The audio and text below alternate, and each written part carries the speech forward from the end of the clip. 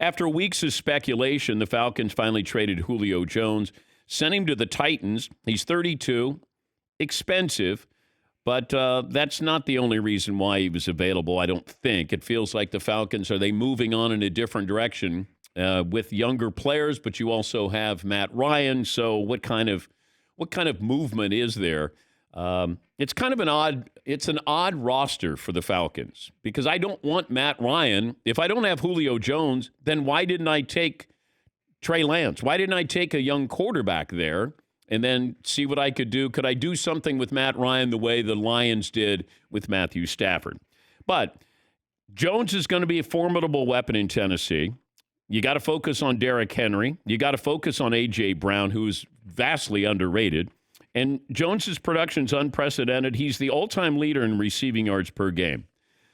So this gives you another weapon there at the line of scrimmage. You want to focus on Derrick Henry? Now you got to deal with those wide receivers. You want to focus on the wide receivers? Now you got to focus on Derrick Henry. There's one thing lacking with Julio Jones, and it's not his fault because he had one of the more unbelievable catches in Super Bowl history, in my opinion, because it was going to lead the Falcons to a Super Bowl title. He had a one-handed grab that put him in field goal range. They then screwed it up after that, but he doesn't have that on his resume. We don't hold wide receivers accountable when it comes, to something like that.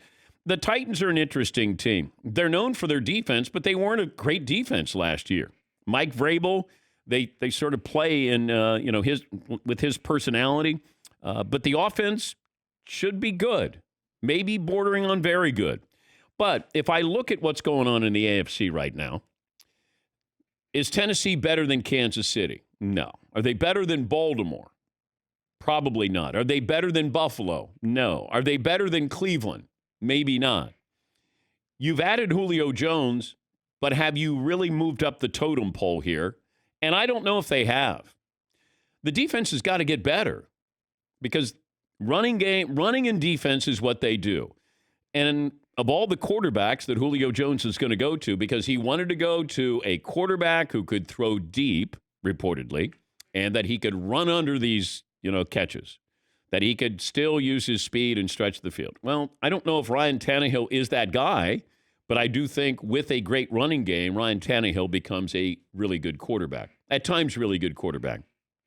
Is Tannehill the best? He's not better than Mahomes, not better than Lamar Jackson. He's not better than Josh Allen. And is he better than Baker Mayfield? That's up for debate. So these are the four teams you could probably say, those are the four teams above Tennessee right now. Now, you might say the Colts are, because I can make a strong case for the Colts, although, man, you Colts fans, all you had to do is give up a second-round pick. Now, this is what's being underplayed right now. I don't know if Julio Jones wants a new contract. I'm guessing he would like to have a new contract.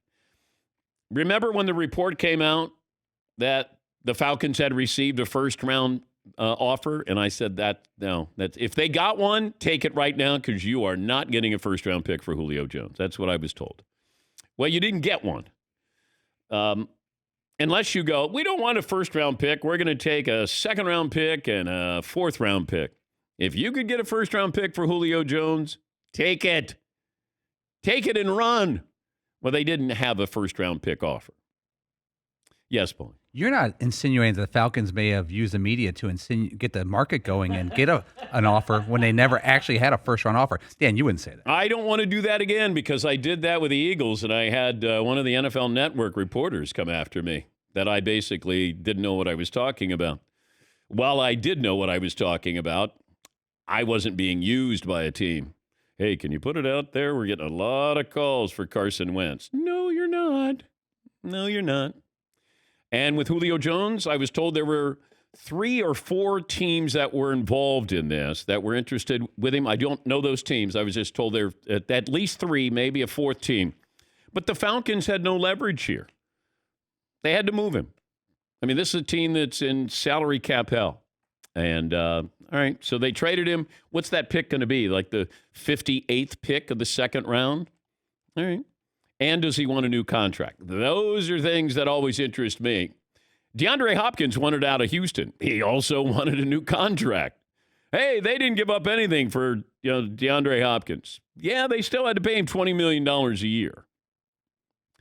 I thought maybe if Aaron Rodgers would have restructured his deal, then maybe you could have got him in Green Bay. Starting to hear more and more about, Peter King, Rob Domofsky, who covers the Packers for the mothership. They both feel like Aaron Rodgers is done in Green Bay. I'm going to be holding out. I'll be the last holdout here that Rodgers still stays, because at some point, even though he may not like a GM, he does understand my best chance to win a championship and get elevated into you won 2 Super Bowls is with Green Bay. The preseason workouts start in 4.5 weeks.